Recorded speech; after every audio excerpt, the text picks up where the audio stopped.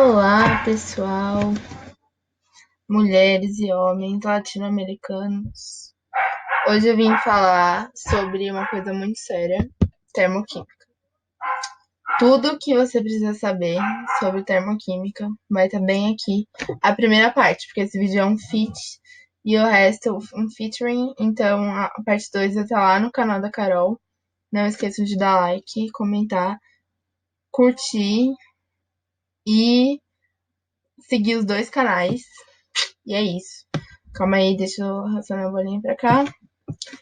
Hoje, então, termoquímica, a gente vai ver alguns dos principais assuntos nessa primeira parte, que é entalpia, entalpia padrão, tipos de calor, reações exotérmicas e endotérmicas, e para finalizar, a lei de Hess. Então, é basicamente uma revisão zona de tudo que a gente aprendeu, ou que você não aprendeu, mas que aprender agora, nesse semestre. Para começar, o que é termoquímica? Termoquímica é o estudo de todo o calor presente em uma reação. Química, obviamente, né? Termo vem de calor, química de química. Então, é todo o calor que está envolvido em uma reação. Um dos assuntos mais falados e um dos temas mais importantes dentro da termoquímica é a entalpia. A entalpia, no caso, é a quantidade de calor envolvida em um sistema. Então, um sistema envolve reagentes e produtos. É quando acontece uma reação. Uma reação. Geralmente a gente está pensando em sistemas fechados, né? Porque em sistemas abertos as reações acontecem de uma maneira diferente. Então, tem outros fatores envolvendo. Então, geralmente, a maioria das coisas que a gente vai ver agora estão se tratando de sistemas fechados, onde não há perda de calor, de energia para o ambiente. Então, a entalpia é a quantidade de calor que está envolvida em um sistema, considerando os reagentes e os produtos.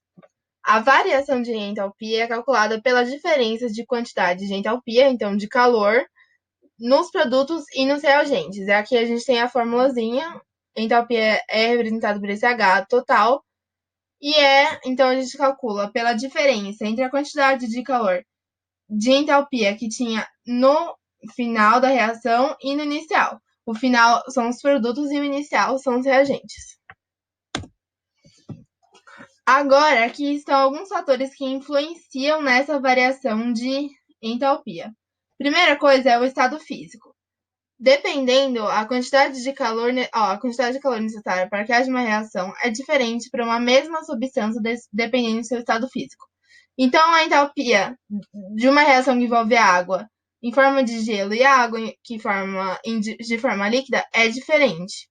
Então, a gente não pode considerar que vai ser igual só porque é a mesma substância. Então, o estado físico é uma das coisas que alteram o valor da entalpia. Segunda coisa é o estado alotrópico. Aí você deve estar perguntando, ai, o que é isso? O que é alotropia? Alotropia, então, sabe quando tem aquele O2 e o O3? Isso são estados alotrópicos diferentes. Então, é o mesmo elemento, ele faz uma quantidade de ligações diferentes. Então, nesse caso, o A2 e o A3. Então, tem uma quantidade de átomos diferentes para o mesmo elemento. Isso forma substâncias diferentes. Isso é o estado alotrópico, então. A gente diz, geralmente, que o estado alotrópico mais estável é aquele que está em maior abundância na natureza. Por exemplo, O2 e O3. O que a gente tem em abundância na natureza? O gás oxigênio, né? Obviamente. Então, a gente fala que o O2 é o estado alotrópico mais estável. Então, novamente, a alotropia é a capacidade de um elemento de formar diferentes substâncias simples, dependendo do número de ligações feitas, da quantidade de átomos envolvidos ali. Então, o estado alotrópico, ele também altera, é diferente, então faz com que varie a entalpia de substância para substância. Temperatura, obviamente, a quantidade de energia interna que um corpo tem, um corpo envolvido na reação, e a concentração, que é a quantidade de substância que vai ser consumida ou vai ser gerada naquela reação química. Então, esses são os 4 fatores que alteram na entalpia: estado físico, estado alotrópico, temperatura e concentração.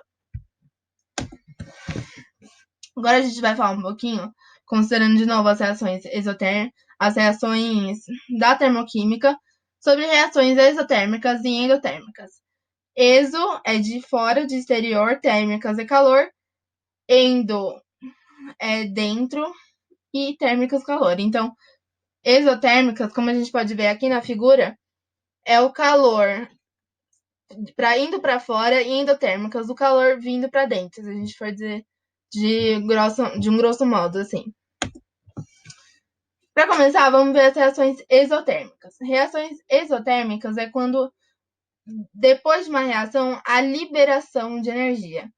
Então, no caso, a quantidade de calor envolvida no final, que no caso são os produtos, né? Lembrando, reagentes numa equação, a gente vai ter de um lado os reagentes de outros produtos. O que aparece primeiro são os reagentes, é o que está reagindo para formar aquela substância. Então, a liberação de energia, a quantidade de calor no final, nos produtos, é menor do que a quantidade inicial.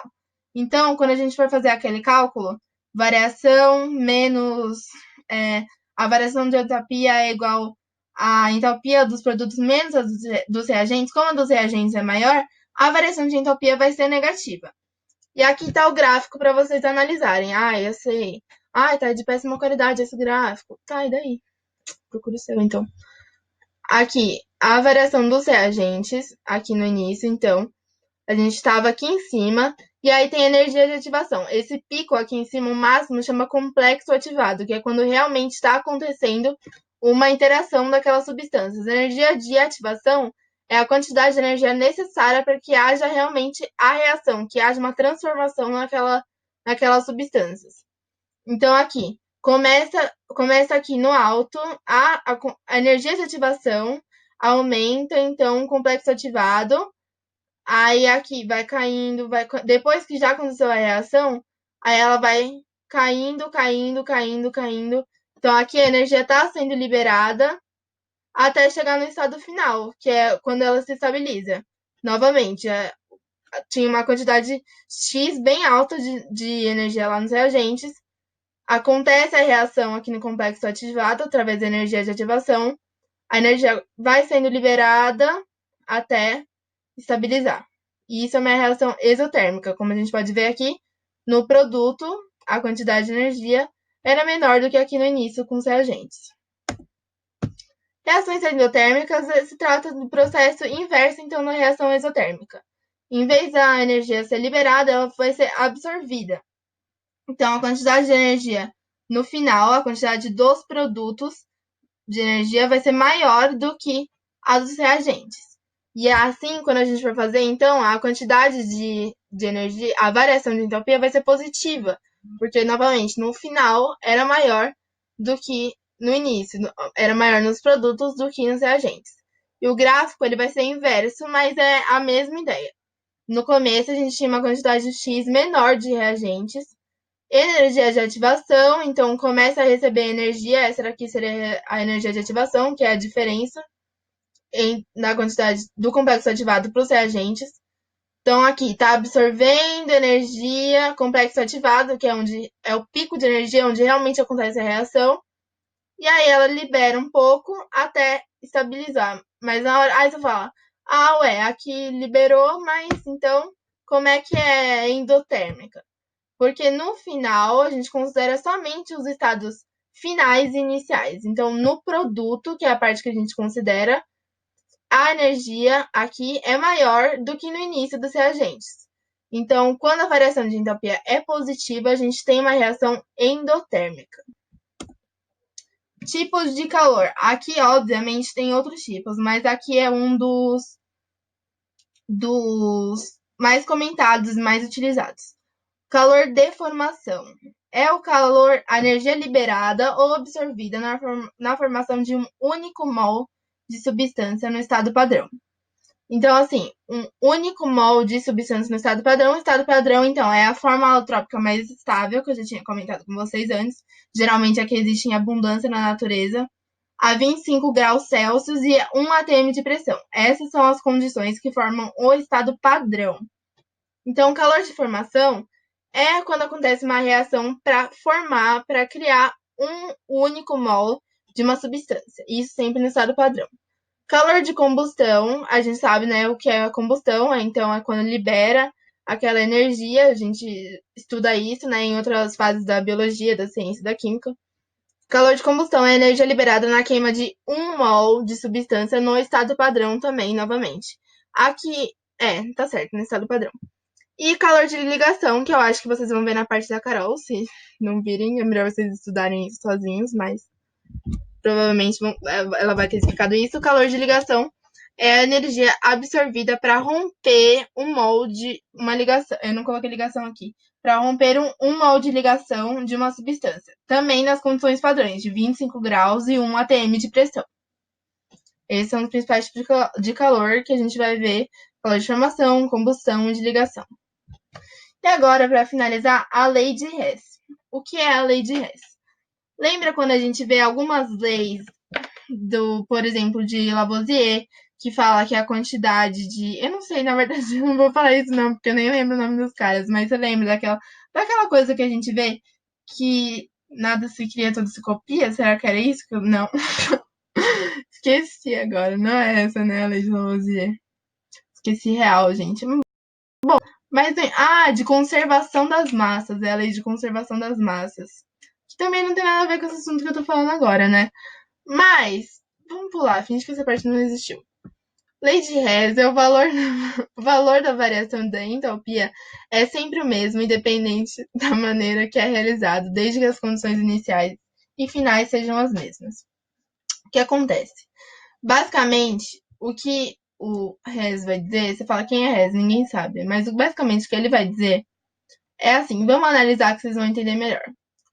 Aqui, considera o A os nossos reagentes e o B os produtos. Então, a gente tinha o A, acontece uma variação aqui de entalpia e chegou no B. Basicamente, o que o Hess vai falar? Independente da forma que eu cheguei no B, a quantidade de entalpia envolvida aqui é a mesma. Vamos substituir esses valores, H1, H2, H3. Finge, por exemplo, que é... Vamos pensar, 1. Aqui em cima a gente vai considerar cada parte dessa 1 e aqui a gente vai considerar 1,5. Então, assim, H1 vale 1, H2, 1, H3, 1. 1 mais 1, 3. Já aqui embaixo a gente tem um caminho diferente, mas o H4 vai valer 1,5 e o H5 vai valer 1,5 também. Então, H4 mais H5 é, então, 3 também. Então, independente da forma como eu fiz o A chegar em B, independente da forma que eu fiz isso, a quantidade que eu precisei para fazer isso é a mesma, independente da maneira que eu cheguei lá. Então, é isso que ele vai dizer, que o valor da variação de entalpia é sempre os mesmos, independente da maneira que é realizado, desde que as condições iniciais e finais sejam a mesma nas duas maneiras que eu estou comparando. Então, se o produto era A e se o reagente era A e o produto era B, vai chegar na mesma quantidade de entalpia, independente da conta que eu fizer ali. E é isso, galera. Essa foi a introdução da parte teórica. A Carol vai mostrar alguns conceitos um pouco mais avançados e a maneira como vocês vão calcular isso. Mas acho que deu para fazer essa introdução aqui. Qualquer dúvida, manda um zap.